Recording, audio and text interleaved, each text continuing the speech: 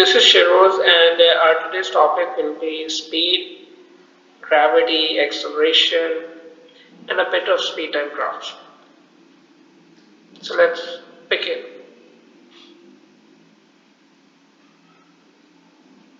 What is speed? Speed is basically defined as the distance traveled by an object over a certain time period. We can calculate speed mathematically by the given formula. Speed is equals to distance traveled divided by the time taken for the object to travel that distance. Now remember that SI units are very important whenever you represent your answer. Distance is always measured in meters and time is in seconds. So the SI unit of speed will be meter per second. Similarly, if you're supposed to find the time taken for a journey traveled by, you may rearrange the above mentioned equation and it will be as time is equals to distance divided by speed, and the SI unit of time will be seconds. Going forward, the same can be done for calculation of distance. If you're given speed and time, you can calculate distance by applying the third mentioned formula here. Distance is equals to speed multiplied by time, and the SI unit will be meters. Always remember that whenever an object X travels from point A to B in a certain time period T, we can calculate its speed if we are given a certain values. Now, moving forward with some speed and time graphs. Speed time graphs. Now, speed and graphs might look like a bit complicated thing, but actually they are very easy to understand if you just grasp the basic concept of them. So let's get on with it. During a real journey, speed changes throughout the way and is not constant. For example, if you're traveling to your school from your home, you might not travel at the same speed throughout the way. Your speed depends upon many other factors through the journey. Similarly, as we can see in this graph, it's not a straight line graph. It has many ups and downs and breakpoints, which suggests that speed is not constant throughout the journey, but it varies throughout the time. We can see that the graph is divided into 4 different portions of A, B, C, and D. If we going forward, we can see that in the A part of the graph, speed is increasing from 0 to 15 meter per second in a 10-second of time span. Similarly, going forward in the B part, we can see that the speed is constant at 15 meter per second in a 10 seconds of time span. Similarly, in C part, speed is again increasing from 15 to 25 meter per second in a given time of 10 seconds. And finally in the D part, we can see that speed is decreasing from 25 meter per second to 0 in a 20 seconds of time span, from 30 seconds to 50 seconds, giving us a 20 seconds of time span. Now, one thing which is very important is that from a speed time graph, we can calculate the distance traveled by the object by calculating the area under the graph. Now, for example, if we have to calculate the distance an object moved from point A to point B, or for example, by looking into this graph, if we have to calculate the area of an object that has traveled in the part B of the graph, we can see that it's shaped like a rectangle.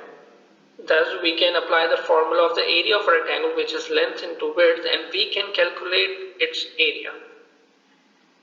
Now, length can be considered along the y-axis, which is speed, giving us a value of 15, and similarly, width can be applied on the x-axis, which is time, giving us a value of 10 seconds.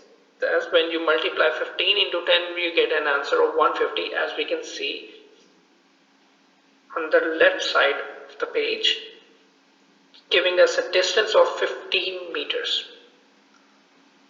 Now, moving forward, acceleration. Now, acceleration is defined as the rate of change of velocity over a certain time period.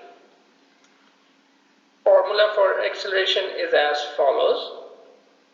Acceleration is equals to change in speed divided by time. Now, velocity is the change in speed, is the rapid change in speed. Acceleration can be shown very clearly in a speed time graph. As you can see in this speed time graph, it's a straight line graph defining that object is accelerating at a constant speed. The steeper the slope of the graph is, the greater will be the acceleration. Acceleration is also denoted as the change in velocity over the time, as I have mentioned before. One thing to be noted in the in the last point is that a is equals to v minus u divided by t, which states that a is for acceleration, v is the final velocity, and u is the initial velocity divided by time. Acceleration, as we can see in the formula, is like change in speed. Change in speed is the final speed, subtracts the initial speed and divided by the time throughout that specific journey gives us the acceleration of that object.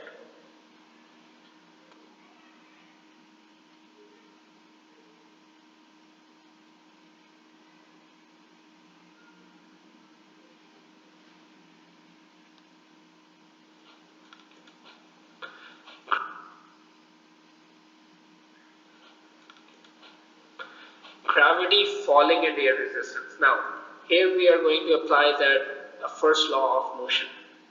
Now, as per the image shown in the left, iron block is hanging from a piece of string, as you can see.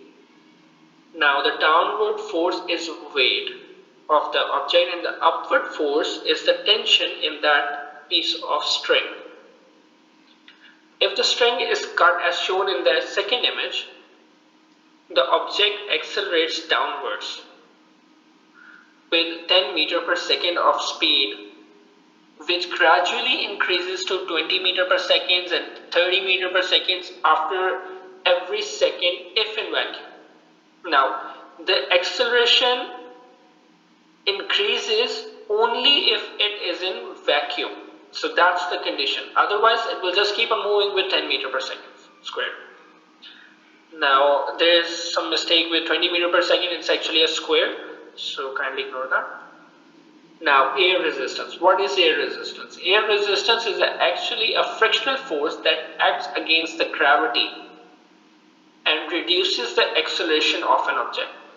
Whenever an object is falling from the sky, for example, if an object is falling from a sky, there will be two forces acting upon it. One is the gravitational force that is pulling it downwards, and it depends upon the weight of that object. Similarly, as explained earlier through this image. And the second force on that falling object will be the air resistance that is acting against the gravity and slowing the falling part. It's the same example that I've given you a few seconds before.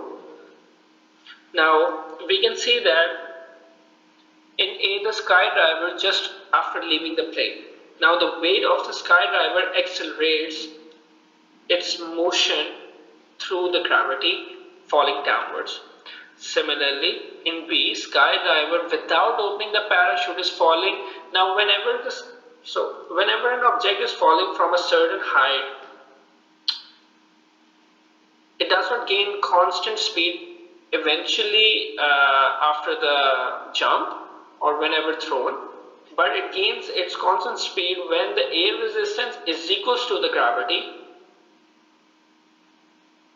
Now, whenever without opening the parachute, the diver is falling with a constant speed. Its weight is actually balanced by the air resistance. As we can see in this middle of the image, that air resistance and weight. Now, in the top right image, we can see that the skydiver opens the parachute and now the weight is balanced at the lower speed by the air resistance. Now the air resistance increases as the surface area increases. Thus the weight is now not balanced by the air resistance, and the speed eventually decreases. When air resistance balances the weight of the falling object, there is no acceleration. So I hope I have made everything clear. If you have any other questions, feel free to ask in the comment section, and we'll be happy to upload another video. Thank you very much. Goodbye.